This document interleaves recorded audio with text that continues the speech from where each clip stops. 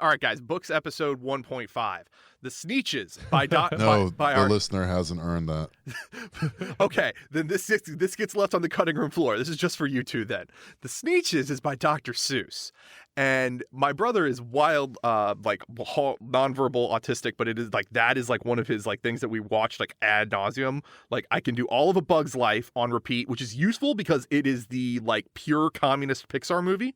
And everyone. Damn, you should have picked the B movie instead. You could have been a meme lord. You could have been like, you could have had an Instagram account with like 20 million followers. But instead, I just understand the fundamentals of socialism better, and I will take that. But the Sneetches is really fucking fun because it's literally a dude just rolls into town, and it is literally the most racist book I've ever read in my life. It's wild, because there's a bunch of yellow Dr. Seuss looking motherfuckers called Sneetches, and half of them have stars on their stomach and the other half don't.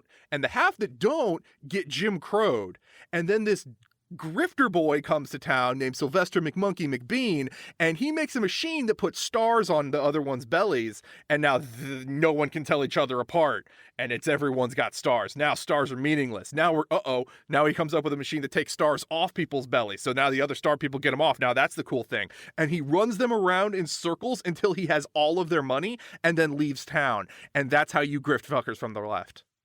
Yo, that's wild, dude. I've also taken DMT. Like, you ever take DMT and work out, bro?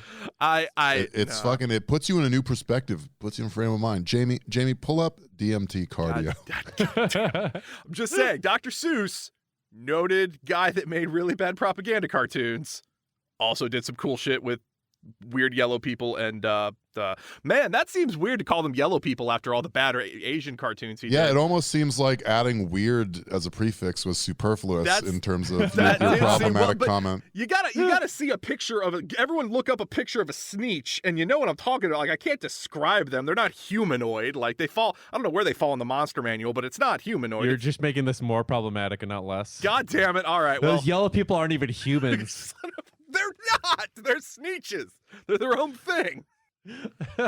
Also, if you're interested in hearing Nathan give his take on a particular theory book that you're interested in, if you subscribe to the Dumb and Awful Patreon, Nathan, for reasons that they remain a mystery to all of us, if you sub to the Dumb and Awful Patreon, you're able to suggest a book that Nathan will read and then summarize on the next book reading episode of Dumb and Awful. Again, I can't stress this enough, nobody knows why he has agreed to do this. Nobody asked him to do this. I assume this is self-harm, but given that we aren't physically in the same space as him, we have no ability to stop him. And it, frankly, monetarily benefits us and socialist causes. So we're all just going to look the other way and hope for the best despite a clearly problematic idea taking the lead. It's Stalinist all over again. By the way, work of theory, weird fan fiction, I don't care. If you sub to the Patreon, I'll read whatever and then give you my analysis of it. I don't care. Don't encourage more self-harm. What's wrong with you? If you're making that offer, I've got several literotica essays. They are 42 parts long, and they've been built over several years. But I would love to get your take about 50 Shades of Blue. Honestly, just to spare... There's a lot of Squirtle action, if I'm being honest. Just to spare him, I'm going to sub under a pseudonym and suggest a Dragonlance book so he has a breather.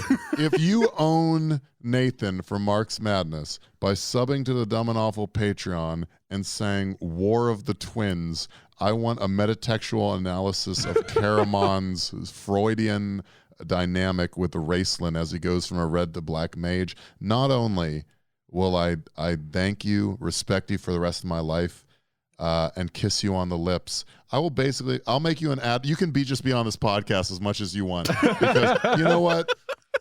I mean, it's how Margaret Weiss and Tracy Hickman, who I know off the top of my head, didn't get enough credit for writing that great series of books. And if Game of Thrones can be a prestige television series, one day I hope Tasselhoff Kinderfoot, or whatever the fuck his name was, can also get his moment in the sun. So sub to the Patreon, support Marx Madness, and ideally kill Brett at some point. Please, God.